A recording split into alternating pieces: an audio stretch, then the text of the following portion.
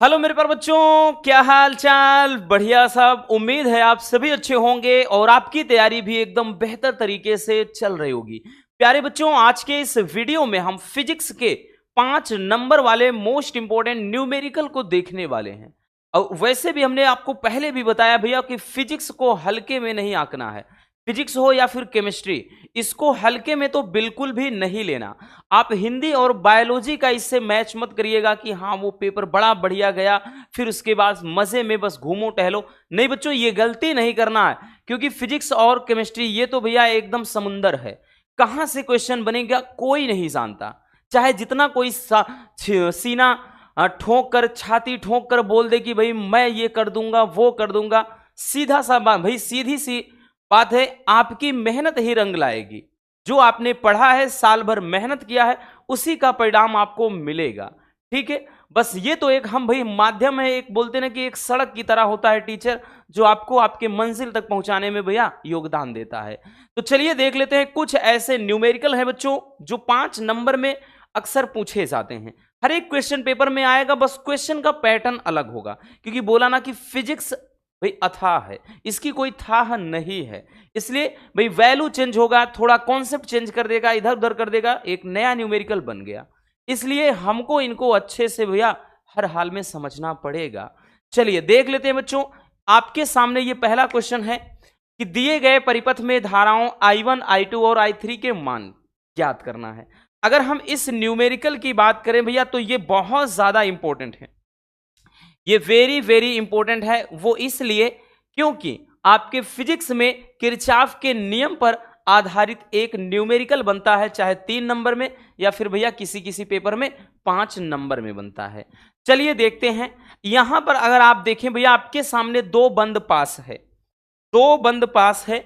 एक भैया ये वाला है और एक ये वाला, और एक पूरा ये साइकिल बन रहा है। तो यहां पर भैया अब हमको करना है तो I1, I2, I3 तो हम तीनों को लेकर के चलेंगे।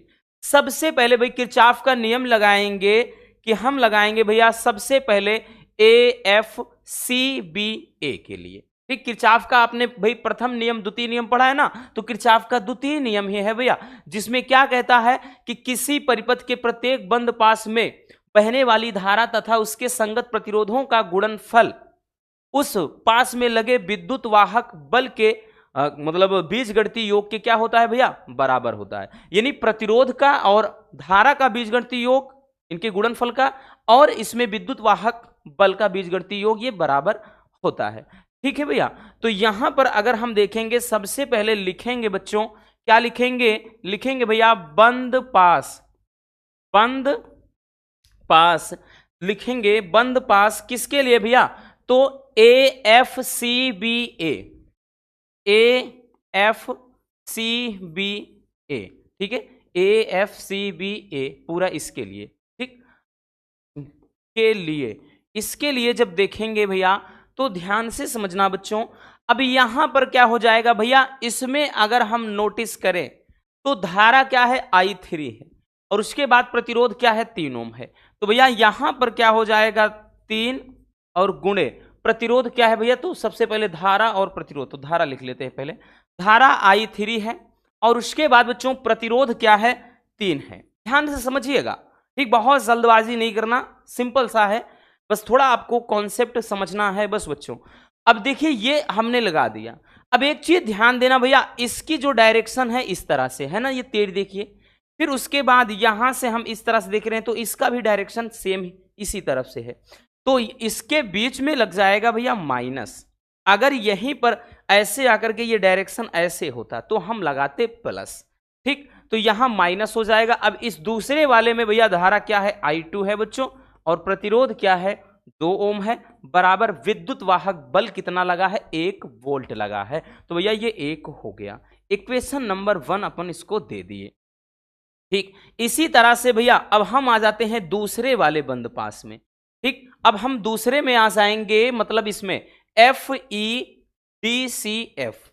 तो अब लिखेंगे भैया, क्या लिखेंगे कि बंद पास बंद पास FE, फिर उसके बाद DC, DCF, ठीक, FEDCF। के लिए। अब इसके लिए अगर हम देखेंगे भैया तो इसके लिए क्या हो जाएगा बच्चों, तो ये हो जाएगा भैया इसके संगत प्रतिरोध, आप मतलब धारा देख रहे हैं I2 है तो I2 इसमें भी लगा है तो लगा दिया। प्रतिरोध क्या है बच्चों, तो यहां पर 2 ओम है। अब उसके बाद यहां माइनस लगाएंगे प्लस, अब की बार प्लस लगाएंगे। क्यों लगाएंगे बच्चों, अब की बार अगर इस पास में देखिए भैया धारा ऐसी है, यानी इस तरफ से बह रही, इधर से ऐसे, तो ये धारा क्या है, अब की बार भैया एक ही दिशा में यानी समान दिशा में बह रही है, विपरीत नहीं बह रही, इसलिए प्लस। दूसरे वाले में आ जाते हैं भैया, धारा I1 है और बच्चों इसके संगत प्रतिरोध 4 ओम का है, और बच्चों यहां पर देखें तो इस वाले में कोई विद्युत वाहक बल नहीं लगा है। ठीक है भैया, इस वाले में क्या है, सॉरी ये 2 लगा है भाई, 2 लगा है, ठीक में 2 लगा हुआ है। अब ये हो गया, ठीक है।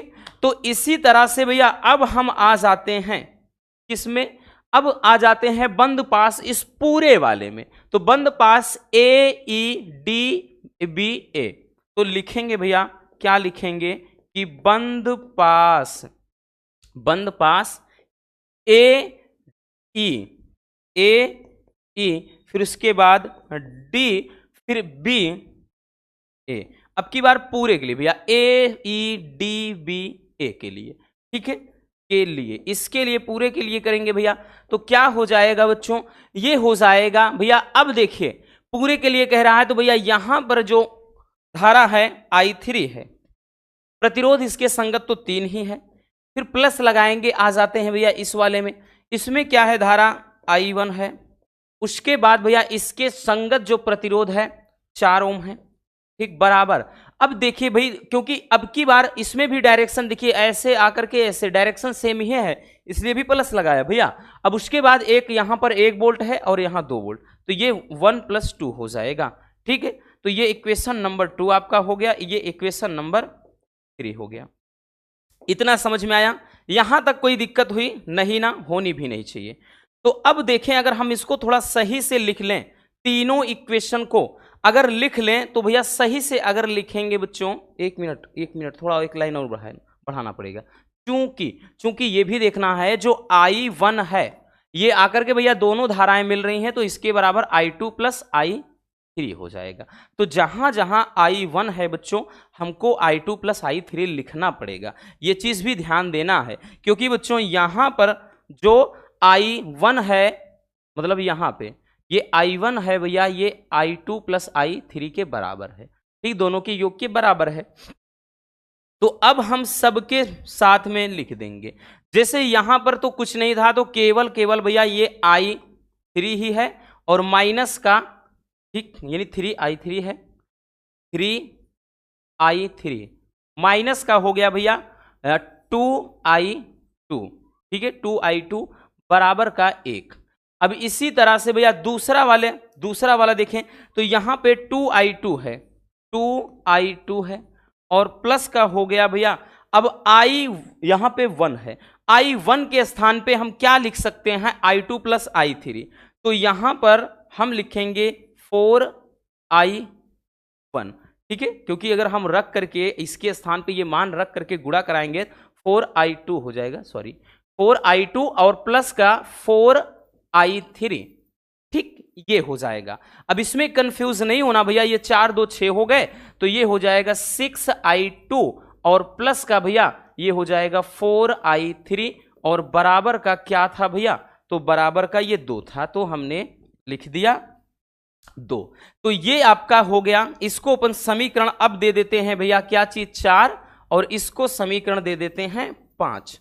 अब एक और है आपका, ये वाला है, कहां गया, इसमें भी I1 है, तो इसके स्थान पे भी ये चीज लिखना पड़ेगा, तो ये हो गया भैया क्या चीज 3I3, और प्लस का बच्चों ये हो जाएगा, इसके स्थान पर भी वही काम कर देना है जो यहां पर देखिए हुआ था, सेम यहां पर, तो यहां पर भी वही चीज हो जाएगा, अब 4I2 और प्लस 4I3, और बराबर का ये भैया 2 1 3 हो गया, इधर ये तो 3 हो गया, ठीक है। अब यहां पर इसको हम लिख सकते हैं 3I3 और प्लस हो जाएगा भैया ये, एक मिनट, पहले ये 4I2 लिख देते हैं, और प्लस ये 4 3 कितना 7I3 बराबर 3, इसको अपन समीकरण क्या दे देते हैं भैया, 6 दे देते हैं।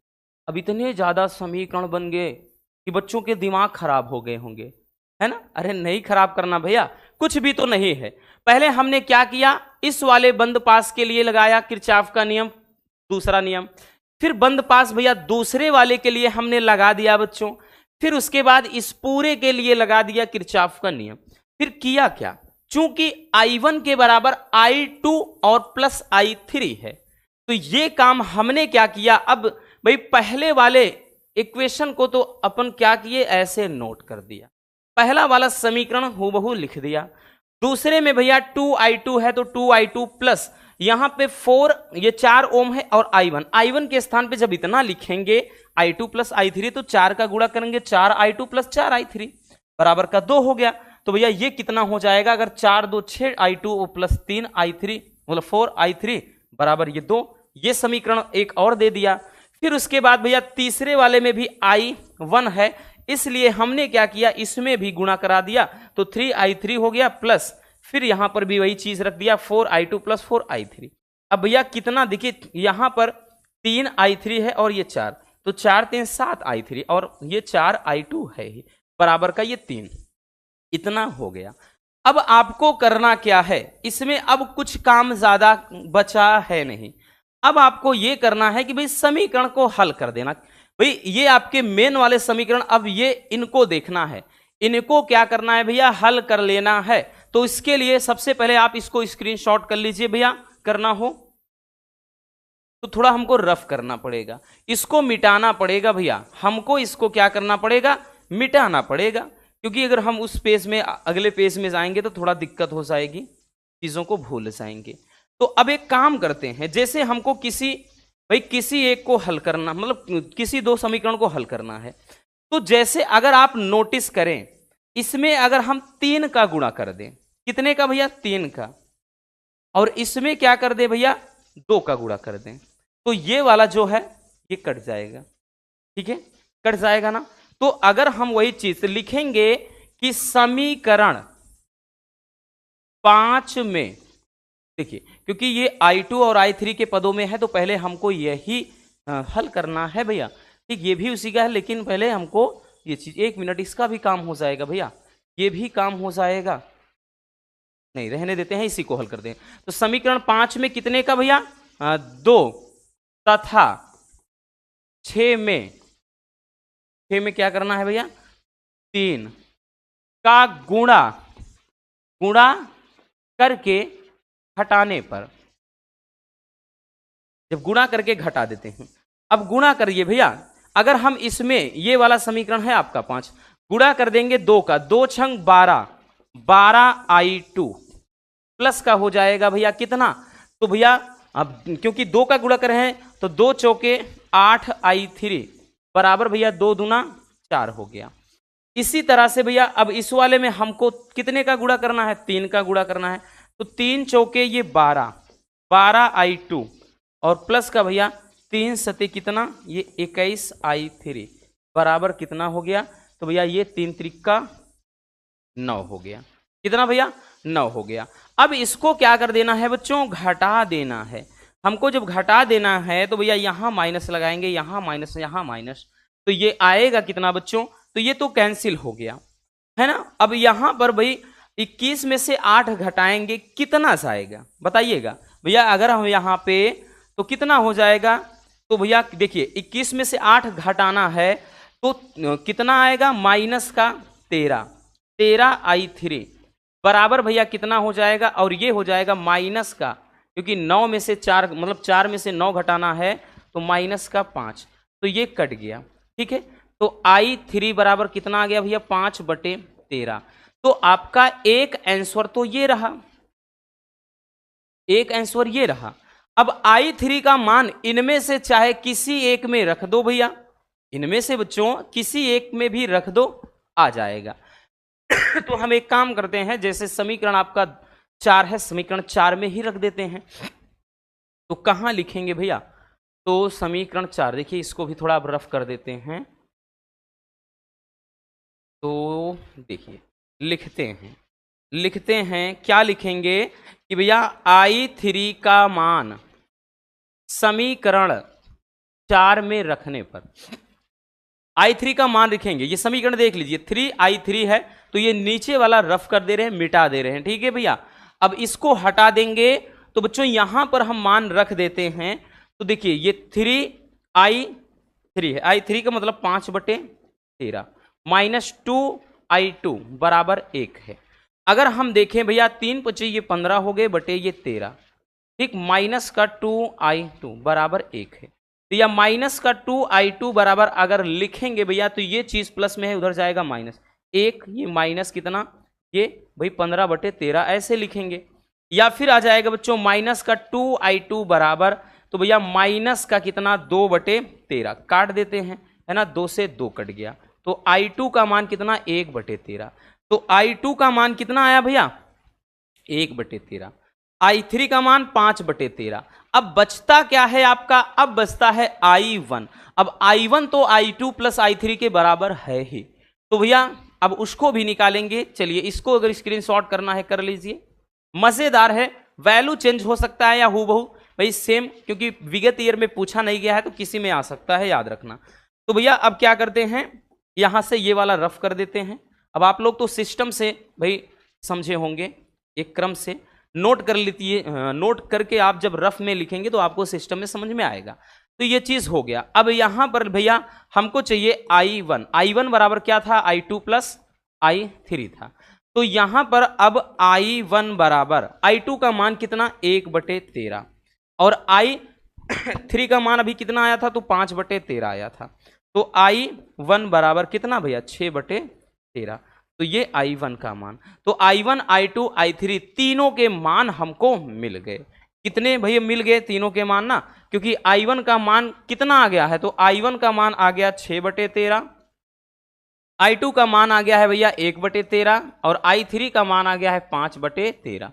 ये तीनों मान आ गए, ठीक है ना लाजवाब। बहुत ज्यादा डिफिकल्ट नहीं है, बस थोड़ा सा आपको दिमाग लगाना है, बस ये काम करना है और कुछ नहीं करना भैया। तो इस कॉन्सेप्ट पर, इस फार्मूले पर, ठीक, एक न्यूमेरिकल आपको भाई अच्छे से 1 2 3 तैयार कर लेने हैं, ठीक। चलिए आगे चलते हैं भैया, अब आगे हम देख लेते हैं।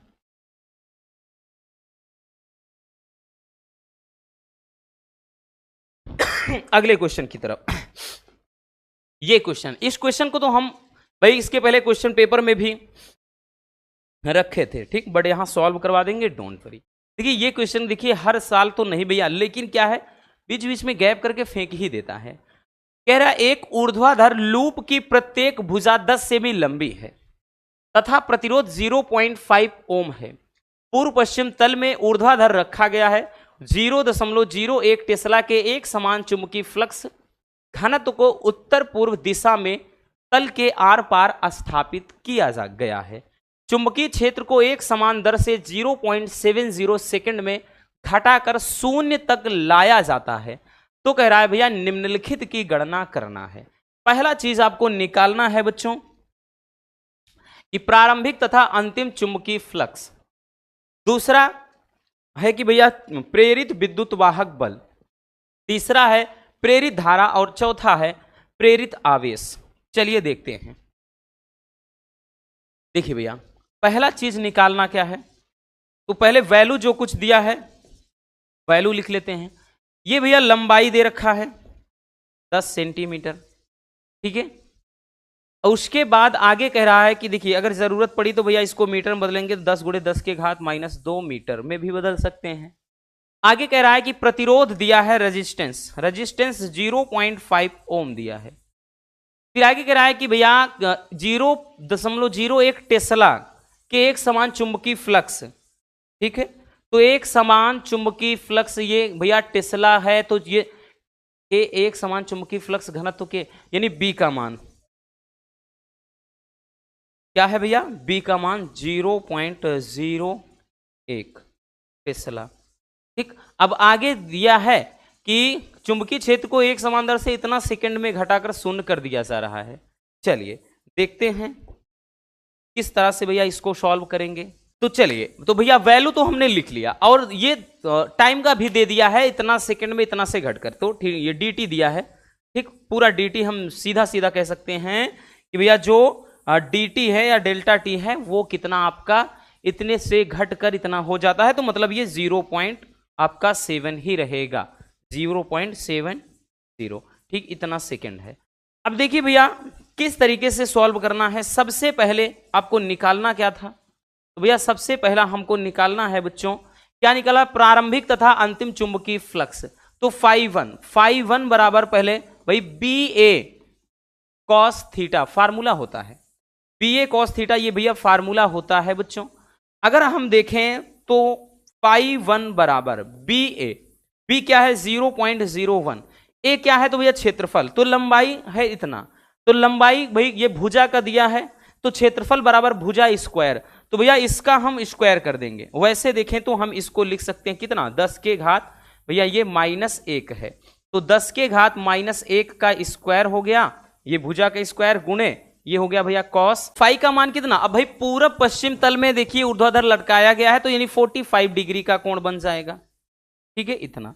तो यहां से बच्चों φ1 बराबर कितना हो गया भैया, अगर इसको देखें तो ये कितना हो जाएगा भैया, ये हो जाएगा आपका देखिए 10 के घात -2, ठीक, और ये cos 45 अंश का मान कितना होता है, तो भैया ये देखिए ये तो 0.01 और ये 10 के घात -2 हो जाएगा, गुणे ये 1 बाई कितना √2, 1/√2 हो जाएगा। तो φ1 बराबर अगर देखें इसको भी 10 के घात, देखिए इसको हम लिख सकते हैं 10 के घात -2, ठीक है, ये इसको भी 1 गुणे 10 के घात -2 और ये भी आपका 10 के घात -2 है ही, और ये गुणे 1/√2 है। तो बच्चों अगर आप नोटिस करें यहां पर, अगर आप देखें भैया तो ये कितना हो जाएगा, तो φ1 बराबर ये हो जाएगा भाई, इसको काटेंगे तो देखिए 1 ये 0 भाई √2 का मान 1.414, जब इसको पूरा काटेंगे तो 0.707 आएगा, ठीक है, तो ये हो जाएगा कितना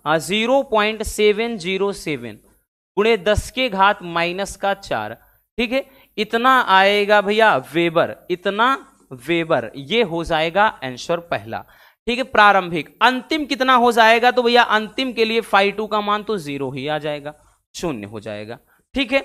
अब उसके बाद दूसरा क्या निकालना था भैया, दूसरा निकालना था कि प्रेरित विद्युत वाहक बल, प्रेरित विद्युत वाहक बल E बराबर माइनस का डी फाई अपान डी टी, क्या हो जाएगा भैया, डी फाई अपान डी टी, ये दूसरा हो जाएगा, ठीक है। इसकी मदद से हम क्या निकाल लेंगे भैया, E का मान निकालेंगे, तो हो जाएगा E बराबर माइनस का डी फाई का मतलब φ2 माइनस φ1, क्या चीज ये माइनस हुआ, और φ2 माइनस φ1 यानी 0 माइनस ये 0.707 गुणे 10 के घात कितना -4, और नीचे भैया क्या हो जाएगा dt, तो dt आपका है 0.7, ठीक है, ये इतना हो जाएगा।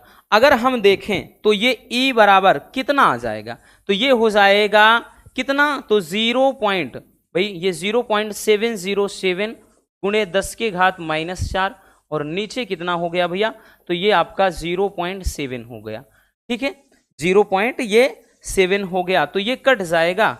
अब उसके बाद भैया ये कितना आ गया, E बराबर ये 1.01 बार जाएगा, तो मतलब 1.01 क्या 1 गुणे 10 के घात डायरेक्टली माइनस का हम 4 लिख सकते हैं, ठीक है, ये इतना आ जाएगा, इतना बोल्ट।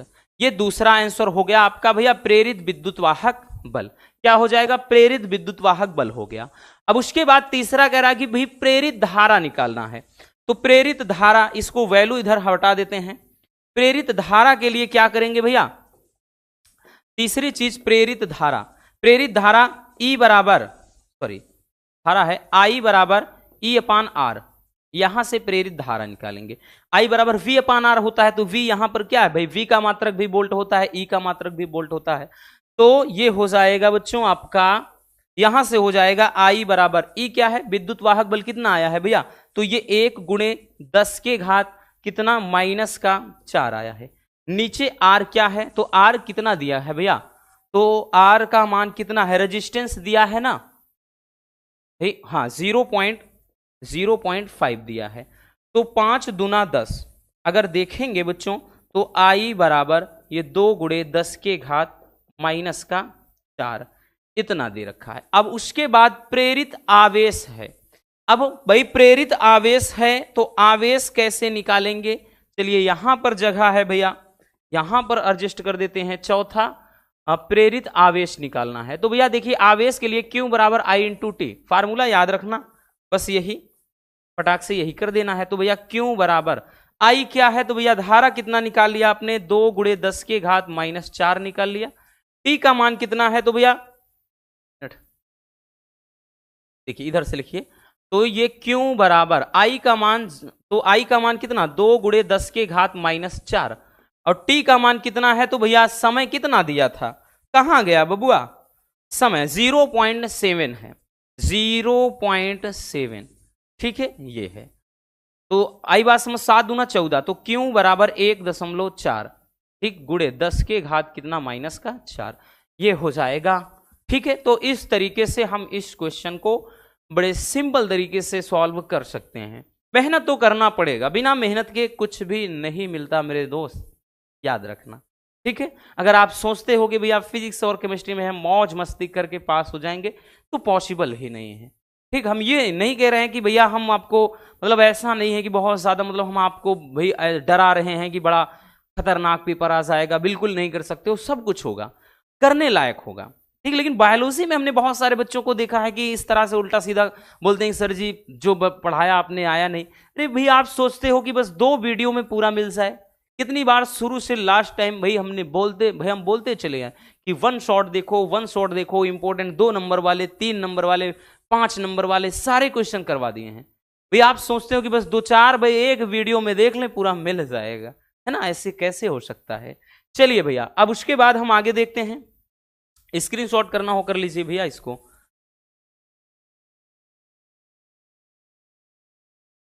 हो गया ना। चलिए आगे चलते हैं अगले न्यूमेरिकल पर।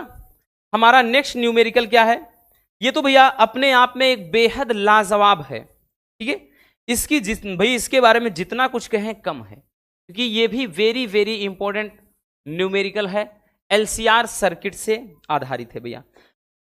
कहां से, एलसीआर, ये एलसीआर सर्किट है, ठीक है। देखिए कह रहा है कि दिए गए परिपथ में ज्ञात करना, ये आपको परिपथ दिख रहा है भैया, इसमें प्रेरकी प्रतिघात, धारिती प्रतिघात, परिपथ की प्रतिबाधा I तथा V के बीच कालांतर और परिपथ में धारा का शिखर मान निकालना है। तो सबसे पहले ये जो वैल्यू दिए गए हैं इनको हम लिख लेते हैं। वैल्यू क्या है भैया, L बराबर कितना है बच्चों, तो L बराबर 100 मिली हेनरी। अब मिली हेनरी है भैया, तो इसको अपन हेनरी में बदलेंगे तो 10 के घात माइनस 3 हेनरी, या फिर इसको हम ऐसे भी लिख सकते हैं भैया, ठीक है, मतलब इतना ही रहने देते हैं, ज्यादा आसान पड़ेगा भैया, इतना रहने देते हैं बच्चों, ज्यादा बढ़िया रहेगा, ठीक है। चलिए तो ये हो गया आपका L का मान। फिर उसके बाद C है, C क्या है, तो 2 माइक्रोफैरड है, 2 माइक्रोफैरड है भैया, क्या है, 2 माइक्रोफैरड, तो ये हो जाएगा 2 गुणे 10 के घात माइनस 6 फैरड। अब आगे क्या है, R का मान, R का मान कितना दिया है, तो R का मान भैया 400 ओम दिया है, तो 400 ओम है, ठीक है। अब उसके बाद एक समीकरण दिया है, इसका अगर कंपेयर करेंगे तो V बराबर V0 sine omega T plus का 5, इससे तुलना करेंगे, ठीक है, ये चीज है। तो चलिए देखते हैं, अब आते हैं भैया क्वेश्चन पर, डायरेक्टली शुरू करते हैं। पहला क्वेश्चन कह रहा है क्या निकालना है, प्रेरकी प्रतिघात। देखिए भैया इतने ही क्वेश्चन पूछे जाने हैं, कभी कभार इसमें अलग चीज को थोड़ा बहुत इक्का दुक्का करके आप मतलब पूछ लेता है, शक्ति गुणांक वगैरह, बस और कुछ नहीं तो आपका यही क्वेश्चन करेगा। या अगर ये क्वेश्चन मतलब इस टाइप का आता है तो बस आपको तरीका याद रखना है भैया। देखिए कह रहा है प्रेरकी प्रतिघात, फार्मूला होता है एक्सएल बराबर ओमेगा इंटू एल, ये फार्मूला होता है भैया एक्सएल के बराबर। तो यहां पर एक्सएल निकालना, एक्सएल बराबर ओमेगा इंटू एल, ओमेगा कितना है बबुआ, तो ये ओमेगा का मान है, तो भैया ओमेगा के स्थान पर 1000 है, ठीक है, गुणे एल का मान हमने निकाल लिया है 100 गुणे 10 के घात माइनस 3, तो एक्स एल बराबर हम यूं कह सकते हैं, ये 10 के घात माइनस 3 और ये भैया आपका 1000 समझो खत्म, केवल और केवल यहां पे 100 ओम बच गया, तो यही आंसर हो गया। ये हमारा क्या हो गया भैया, आंसर हो गया। अब दूसरा चीज क्या पूछ रहा है, दूसरा चीज पूछ रहा है भैया धारतीय प्रतिघात, तो ये होता है एक्स सी। एक्स सी बराबर 1/ओमेगा सी होता है, एक्स सी के बराबर। ठीक है, तो यहां से भैया हम निकालेंगे वैल्यू एक्स सी का मान। तो एक्स सी बराबर 1/ओमेगा सी, ओमेगा तो हमने बताया ना कि 1000 ही है। सी का मान कितना निकाला है भैया, तो 2 × 10 के घात -6, 2 × 10 के घात -6। ये जब ऊपर जाएगा तो एक्स सी बराबर ये 1 2 3 4 5 6 हो गया ना, 6, हाँ बिल्कुल। और नीचे भैया आपका कितना है, अरे कहाँ या 2 कहाँ, नीचे तो रहेगा मतलब ऊपर गया तो 1 2 3 4 5 6 हुआ, 3 3 6, और नीचे भैया आपका 2000 है। ठीक है, तो ये कितना आ जाएगा भैया, आ जाएगा तो हो जाएगा, देखिए ये 3 0 से 3 0, ठीक है, 2 पंजे 10, 500। तो एक्स सी बराबर कितना आ गया, 500 ओम आ गया। ये आपका दूसरा आंसर रहा भैया। क्या आ जाएगा, दूसरा आंसर हो गया ये भैया धारती प्रतिघात। अब पूछ रहा है भैया परिपथ की प्रतिबाधा, प्रतिबाधा कैसे निकालते हैं बच्चों, चलिए वो भी देखते हैं। प्रतिबाधा का फार्मूला याद रखना रसगुल्लों, आपका होता क्या है, तो जेड बराबर रूट में भैया r² plus XL minus X C का स्क्वायर, ये प्रतिबाधा के लिए फार्मूला होता है एलसीआर सर्किट में। ठीक है, तो यहां पे भैया क्या हो जाएगा, जेड बराबर हो जाएगा r² बोले तो 400 का स्क्वायर, फिर एक्सएल माइनस एक्स सी यानी दोनों का अंतर, एक्सएल कितना है, एक्सएल का मान कितना है 100 और एक्ससी का 500, तो 100 और 500 का अंतर कितना आएगा भैया, तो 400 ही हो जाएगा। ठीक है, इसका वर्ग। तो यहां पर जेड बराबर, अब ये माइनस मत समझ लेना कि माइनस सर कहां लिखा आपने, लिखेंगे तब भी वो ऐसे ही, ठीक है, हट जाएगा, वर्ग होगा। तो पहली बात तो ये समझो माइनस नहीं होता है, ये अंतर को दर्शाता है, किसको, अंतर को। तो यहां पर भी हम बाहर निकाल लेंगे 400, कितना आ गया, यहां 1 बचा, यहां 1 तो √2, ठीक है, इतना हूं। तो ये आपका क्या आ गया भैया, तो हमारा तीसरा आंसर हो गया, ये तीसरा आंसर हो गया। अब देखिए क्या कह रहा है, तो 3 हो गया। अब चौथा कह रहा आई तथा वी के बीच का कलांतर निकालना है। तो इसके लिए इधर हम भाई रफ कर दे रहे हैं उधर स्क्रीनशॉट कर लीजिए भैया,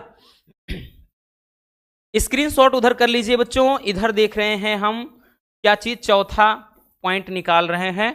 तो कलांतर, कलांतर के बराबर tan फाई फार्मूला होता है, tan फाई बराबर एक्सएल, ये अंतर बताया या भाई माइनस एक्ससी अपान क्या होता है, आर होता है। ठीक है, ये अंतर को दर्शाता है, याद रखना। तो यहां पर हो जाएगा बच्चों कितना, tan फाई बराबर हो जाएगा भैया एक्सएल और ये अंतर एक्ससी, दोनों का अंतर भैया ये 100 और यहां पर भाई 500 है। ठीक है, तो दोनों का अंतर, और नीचे आर प्रतिरोध कितना है, 400। तो भैया अगर हम देखें तो tan फाई बराबर ये तो 400 ही हुआ और नीचे भी 400, ऐसा मत करना कि -400 कर देना, नहीं, ये अंतर को बताता है, बार बार बोल रहे हैं।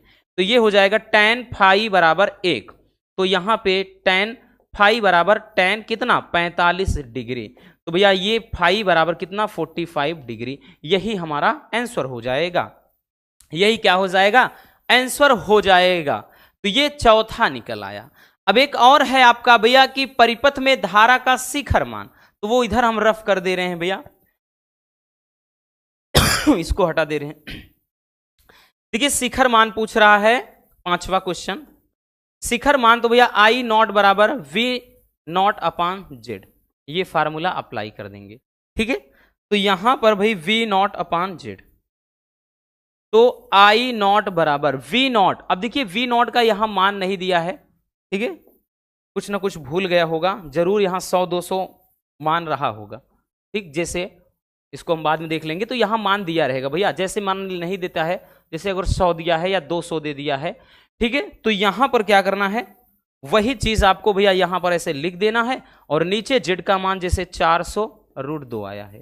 ठीक है, तो यहां पर हमने बताया ना कि यहां पर कुछ ना कुछ दिया रहेगा, तो वो चीज अब बस यही काट देंगे जो होगा, जैसे काट देते हैं। तो ये I0 बराबर 1/2√2, ठीक है, या और इसको √2 का मान रख के कुछ निकालेंगे, ये एम्पियर में आंसर हो जाएगा।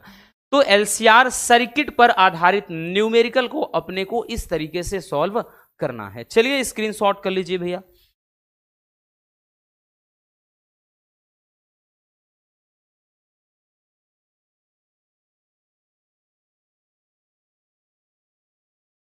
हो गया ना। चलिए आगे चलते हैं। अब आ जाते हैं भैया लाइट पे एक आधारित न्यूमेरिकल, क्योंकि 3 नंबर वाले तो बहुत हैं, लेकिन 5 नंबर वाले कुछ ही न्यूमेरिकल हैं जो लॉन्ग वाले हैं, तो उनको भी देख लेना है, ठीक है। और वैसे भी ये क्वेश्चन बड़ा ही इंपॉर्टेंट है। 2017 में भी आया था, 19 में, 22 में आया था, 23 में आया था और 24 में मिस किया है बच्चों, ठीक है। तो 25 में हो सकता है ये क्वेश्चन फिर से आप लोगों को मिस करे और आ जाए। तो देखिए 60 अंश अपवर्तक कोण वाले प्रिज्म का पीले प्रकाश के लिए पूर्णांक √2 है। अल्पतम विचलन की स्थिति में ज्ञात करना है भैया अल्पतम विचलन कोण, दूसरा आपतन कोण, तीसरा अपवर्तन कोण, चौथा निर्गमन कोण। तो भैया यहां पर अब देखिए अपवर्तक कोण दिया है 60 अंश, तो मतलब ये मान किसका दिया है? प्रिज्म कोण का। ए बराबर 60 अंश दिया है बस। और उसके बाद एक चीज और दिया है, अपवर्तनांक दिया है, एन का मान भी √2 दिया है, ठीक। चलिए अब आते हैं भैया क्वेश्चन पर। पहला कह रहा अल्पतम विचलन कोण, तो भैया डेल्टा एम पूछ रहा है बबुआ। तो भैया पहला हो जाएगा एन बराबर फार्मूला होता है साइन क्या चीज ए प्लस डेल्टा एम बाई 2 अपान क्या हो जाएगा भैया साइन ए बाई 2। फार्मूला अगर हम ये अप्लाई करेंगे तो इस पे आएगा, ठीक है। ये पहला है। तो यहां पर अगर हम ध्यान से देखें भैया हमको करना क्या है बच्चों पूरा वैल्यू रख देना। एन का मान क्या है? √2 बराबर यहां पर रखेंगे भैया साइन ए का मान तो 60 अंश है प्लस डेल्टा एम जो विचलन कोण है अल्पतम, ठीक है, अपान ये कितना हो जाएगा नीचे भी साइन 60 अंश बटे 2। तो ये तो कट गया, साइन 30 अंश आ गया, तो यहां हो जाएगा √2 बराबर ये हो जाएगा भैया साइन ये कितना हो जाएगा? तो ये हो जाएगा 60 अंश प्लस डेल्टा एम बाई 2 और नीचे हो गया साइन 30 अंश। अब साइन 30 अंश का वैल्यू कितना होता है? तो भैया साइन 30 अंश का वैल्यू कितना होता है? तो ये हो जाता है साइन 30 अंश का वैल्यू 1/2 होता है। हो जाएगा बच्चों √2 बराबर हो जाएगा भैया साइन ये 60 अंश प्लस डेल्टा एम बाई 2 हो गया बच्चों, और अपान का भैया ये साइन 30 अंश का वैल्यू 1/2 क्रॉस इसका गुणा करा देते हैं, तो ये हो जाएगा कितना √2/2 बराबर हो जाएगा भैया इधर साइन ये 60 अंश प्लस डेल्टा एम बाई 2 हो गया, ठीक है।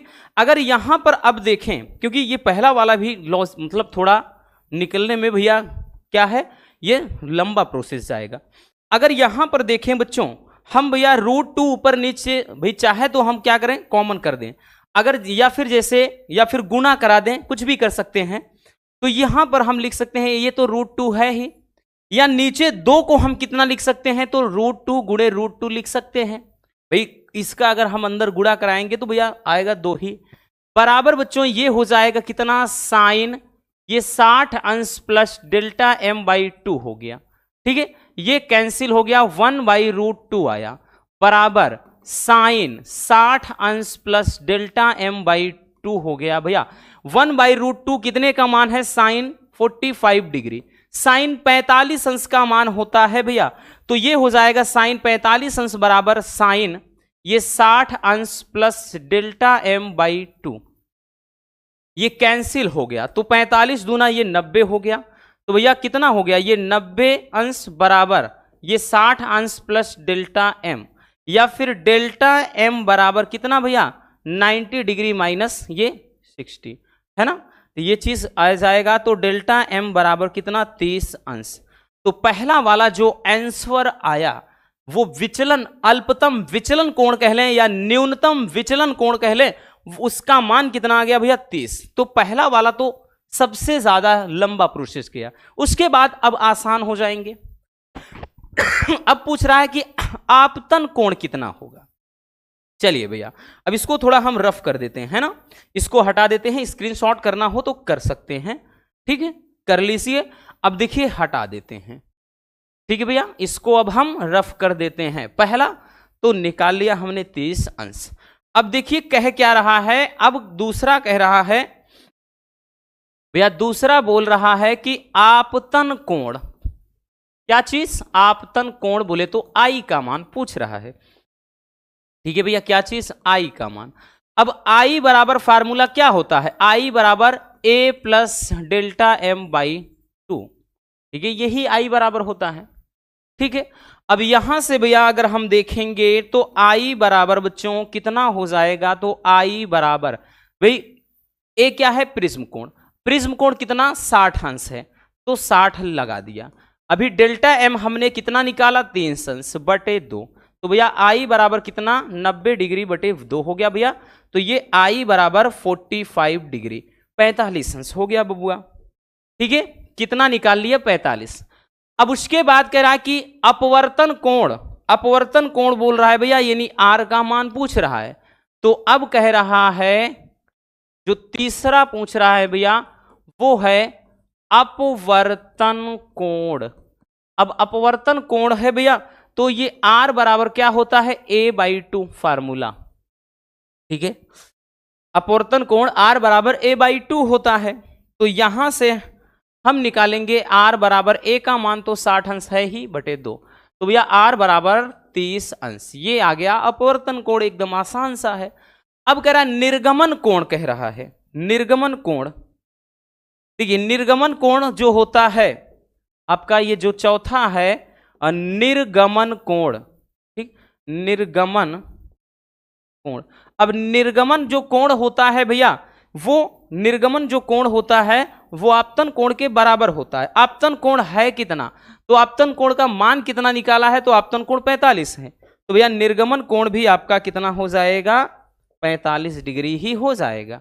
ये आपतन कोण के बराबर होता है निर्गमन कोण, तो वो हो जाएगा 45 अंश। आई बात समझ में।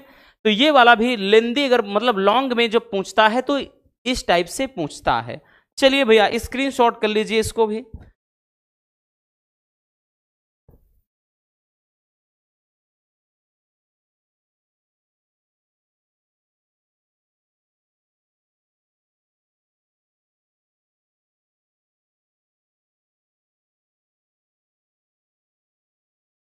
हो गया ना, चलिए अब उसके बाद अगले क्वेश्चन की तरफ चलते हैं। ये वाला क्वेश्चन भी बहुत बहुत बहुत ज्यादा इंपॉर्टेंट है, या इस क्वेश्चन को भी अपन वेरी वेरी इंपॉर्टेंट बोलेंगे। वो इसलिए क्योंकि इसमें ज्यादा कुछ करना होता नहीं है, लेकिन पूछता जरूर है। ये कार्बन दिया है 12 की प्रति न्यूक्लियन बंधन ऊर्जा ज्ञात करना है। जहां पर भैया इस कार्बन का जो द्रव्यमान दिया है इतना दिया है, ठीक है, वास्तविक द्रव्यमान, प्रोटॉन का द्रव्यमान दिया है और न्यूट्रॉन का द्रव्यमान। चलिए देखते हैं। अगर हम बात कर लें भैया, तो ये जो 6 कार्बन 12 ये है, तो यहां पर ये क्या होता है, तो इसको इलेक्ट्रॉन की संख्या कहते हैं, प्रोटॉन की संख्या कहते हैं, परमाणु क्रमांक कहते हैं। और ये जो होता है भैया इसको क्या कहते हैं, परमाणु भार या द्रव्यमान संख्या के बराबर होता है। जब इसमें से इसको घटाते हैं तो वो न्यूट्रॉन निकल कर आता है। ठीक है, इतना समझ में आ गया। तो हम सबसे पहले अलग अलग सबका निकाल लेंगे। तो सबसे पहले हम निकालेंगे भैया कार्बन में, अर्थात जो ये सी है कार्बन में निकालेंगे प्रोटॉनों की संख्या, प्रोटॉन की संख्या। तो प्रोटॉन की संख्या कितनी निकल कर आएगी भैया, तो कितना प्रोटॉन है इसमें, तो साफ साफ दिख रहा है 6। ठीक है, सब पता चल रहा है ना भैया, कितना आ रहा है 6। इसके बाद अगर हम निकालें कार्बन में न्यूट्रॉन की संख्या, तो नंबर्स ऑफ न्यूट्रॉन, न्यूट्रॉन की संख्या कितनी है बच्चों, तो कितने न्यूट्रॉन है, तो भैया न्यूट्रॉन कैसे निकलेंगे, जब 12 में से 6 घटाएंगे, 12 में से 6 घटाएंगे तो नंबर्स ऑफ न्यूट्रॉन भी 6 ही आते हैं। अब देखिए, अब हम निकालेंगे क्या चीज, द्रव्यमान क्षति निकालेंगे। ठीक है, मतलब द्रव्यमान क्षति, बट उससे पहले हम न्यूक्लियन का पूरा द्रव्यमान, तो ये भैया प्रोटॉन की संख्या है, ये न्यूट्रॉन की संख्या है। तो अब हम निकालेंगे बच्चों क्या चीज, न्यूक्लियन, न्यूक्लियन, न्यूक्लियन का द्रव्यमान। अब न्यूक्लियन का द्रव्यमान, न्यूक्लियन का द्रव्यमान कैसे निकालते हैं? न्यूक्लियन का द्रव्यमान बराबर क्या होता है? प्रोटॉन का द्रव्यमान प्लस न्यूट्रॉन का द्रव्यमान। तो भैया प्रोटॉन का द्रव्यमान और प्लस का जो है न्यूट्रॉन का द्रव्यमान, ये फार्मूला के तौर पर हम देख लेंगे। इधर थोड़ा लिखते हैं, नहीं तो उधर बहुत ज्यादा भी तो हम लिखेंगे भैया क्या चीज? न्यूक्लियन। क्या भाई, एक मच्छर आदमी को क्या बना देता है, यहां पर भी बना रहा है, पर परेशान कर रहा है। तो हम निकालेंगे क्या चीज? सबसे पहले न्यूक्लियन का, तो हम लिखेंगे भैया क्या चीज? न्यूक्लियन का द्रव्यमान। न्यूक्लियन का जब द्रव्यमान निकालेंगे तो द्रव्यमान बराबर हमने क्या बताया भैया कि प्रोटॉन का द्रव्यमान प्लस न्यूट्रॉन का द्रव्यमान। ठीक है, याद रखना न्यूट्रॉन का द्रव्यमान। तो अब यहां से न्यूक्लियन का तभी निकलेगा। तो भाई प्रोटॉन भाई कितना है? 6 है। एक मिनट, अब देखिए भैया प्रोटॉन कितना है? 6 है। प्रोटॉन का द्रव्यमान कितना दिया है? तो ये दिया है 1.0081 प्लस न्यूट्रॉन का द्रव्यमान। तो भैया न्यूट्रॉन की संख्या कितनी है? 6 है। और द्रव्यमान कितना है? तो इसका ये दिया है 1.00 भैया 90 दिया है। ठीक है, अगर हम देखें तो हम 6 बाहर अगर निकाल लें, इसको अगर जोड़ेंगे भी तो ये 1 आ जाएगा। 9 8 17 की 7 हो गए भैया, हासिल 1, ये 0 है तो 1 हो गया। अब यहां पर ये 0 हो गया और दशमलव का 1 1 2 इतना हो गया। गुणा कर देते हैं बच्चों, 6 कम 6 हो गया, 6 सते 42 की 2 हासिल 4 हो गए भैया। 6 कम 6 4 10 की 0 हासिल 1 और 6 0 0 1 हो गया और 6 दूना 12 हो गया। तो 12.1026 AMU ये आ गया क्या चीज? न्यूक्लियन का द्रव्यमान। अब द्रव्यमान क्षति निकालेंगे। क्या निकालेंगे भैया? अब हम निकालेंगे द्रव्यमान क्षति। स्टेप याद रखना बच्चों, केवल इसमें जोड़ घटाना गुणा भाग ही है भैया, और कुछ नहीं है। ठीक है, तो यहां पर हमने क्या किया? सबसे पहले जो भी परमाणु देगा उसमें प्रोटॉन और न्यूट्रॉन की संख्या निकाल लेना है। फिर न्यूक्लियन का द्रव्यमान कैसे निकालेंगे? प्रोटॉन का द्रव्यमान प्लस न्यूट्रॉन, तो जितना प्रोटॉन न्यूट्रॉन दिया है वो और द्रव्यमान दिया रहेगा। तो अब निकालते हैं द्रव्यमान क्षति, जिसको डेल्टा M से लिखते हैं। द्रव्यमान क्षति हिंदी में ही लिख दे रहे हैं। तो द्रव्यमान क्षति जिसको डेल्टा M से हमने बताया कहते हैं, द्रव्यमान क्षति बराबर क्या होता है? न्यूक्लियन का द्रव्यमान माइनस नाभिक का वास्तविक द्रव्यमान। तो यहां पर लिखेंगे क्या चीज? न्यूक्लियन का द्रव्यमान माइनस भैया क्या चीज? नाभिक का वास्तविक द्रव्यमान, या डायरेक्टली लिख देते हैं वास्तविक द्रव्यमान। वास्तविक द्रव्यमान क्या हो जाएगा भैया? वास्तविक द्रव्यमान।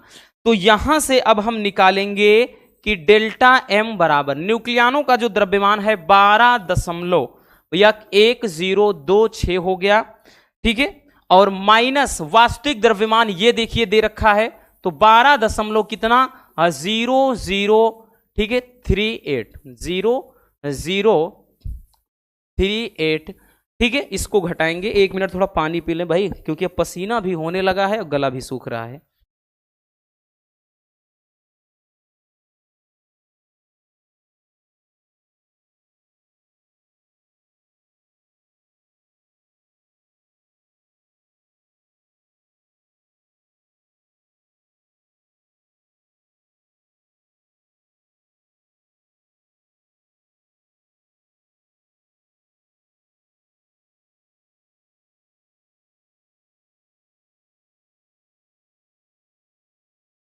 देखिए चलिए भैया, अब यहां से निकालते हैं डेल्टा M बराबर, अगर हम घटाएंगे तो 12 से भाई ये इधर कहानी खत्म, कितना आएगा? 0। ठीक है, इधर अब देखेंगे पीछे से ही, तो ये भाई 16 में से 8 गए, 8 हो गया। ठीक है, उसके बाद भैया ये अगर हम देखें तो कितना? 11 में से 3 गए, 8 हो गया भैया।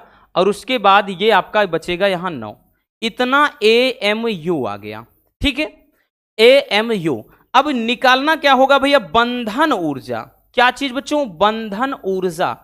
अब बंधन ऊर्जा निकालते कैसे हैं भैया, बंधन ऊर्जा निकालने के लिए ये जो आपका द्रव्यमान क्षति आया है, ठीक, अगर केवल बंधन ऊर्जा कहा होता तो यही हमारा आंसर हो जाता, ठीक है, जो कि हम 0 भैया क्या है 0.0988 इंटू 931 MeV जो होता है इससे गुणा करा देंगे, ठीक है। तो जो कुछ भी आएगा भैया, जो कुछ भी आएगा, ठीक है, इसका आप गुणा चेक कर लीजिए। 1 मिनट हम भी थोड़ा चेक कर लें, थोड़ा लेंदी आएगा भैया, ठीक है, देख लेते हैं।